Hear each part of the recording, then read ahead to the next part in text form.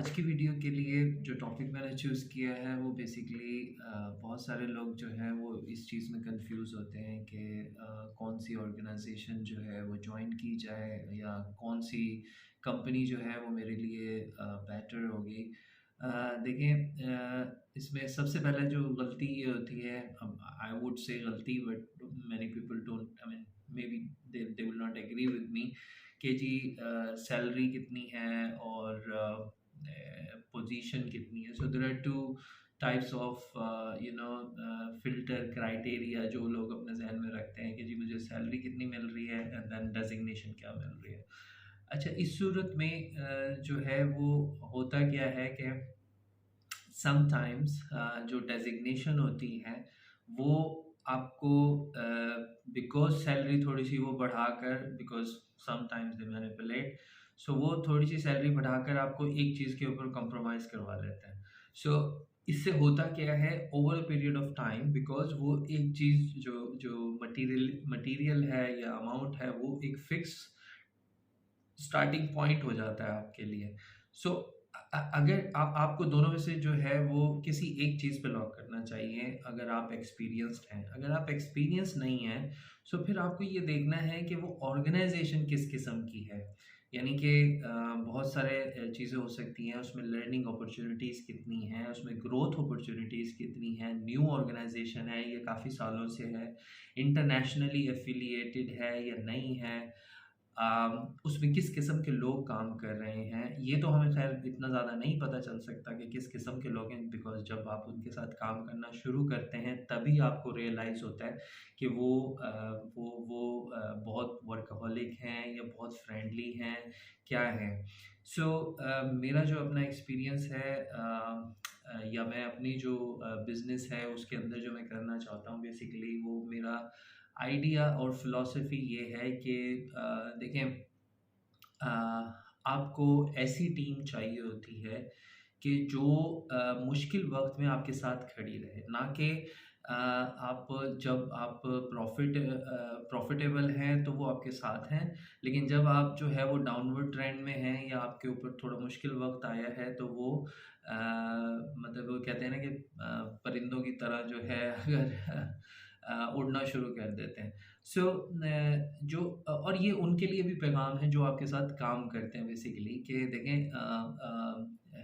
आप अगर उस मुश्किल वक़्त में खड़े होने का ये मतलब नहीं है हरगिज़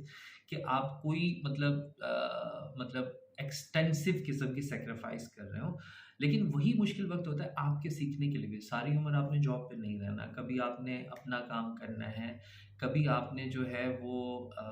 मतलब कभी आपने अपना काम करना है और कभी जो है बेसिकली किसी ऐसी अच्छी और इससे भी अच्छी ऑर्गेनाइजेशन में आपने जाना है कि जहाँ पर आप उससे फिर एक स्टेप आगे की स्ट्रेटजी बना सकें। सो जो न्यूली जो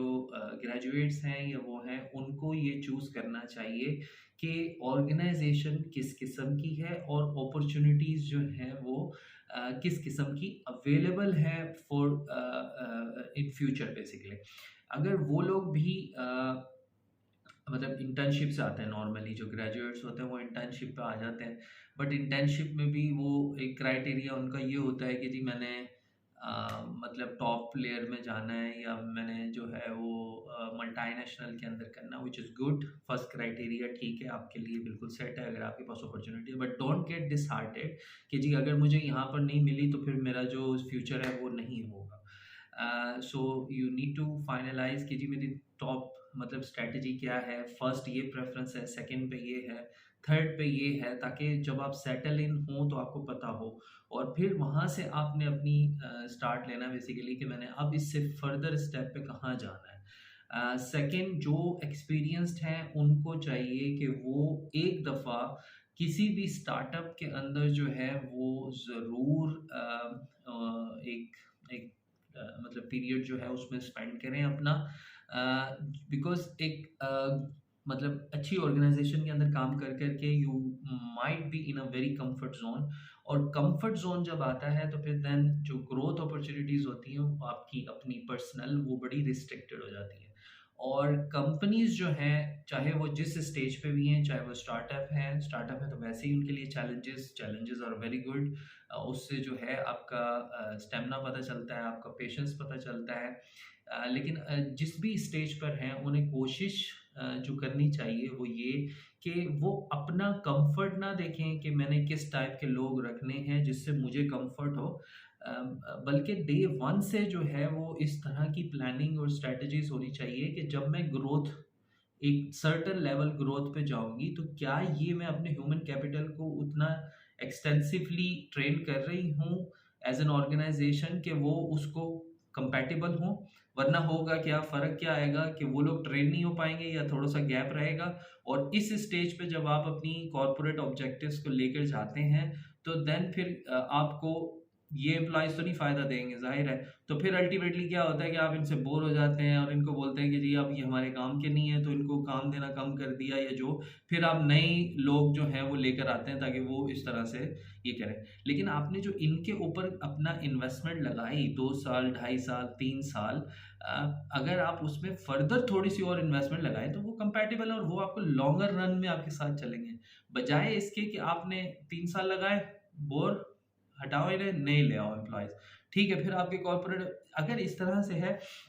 अब बहुत सारी ऑर्गेनाइजेशन है, आप उठा लें नाइकी है, आप उठा लें कोका कोला है, आप उठा लें एप्पल है, गूगल है।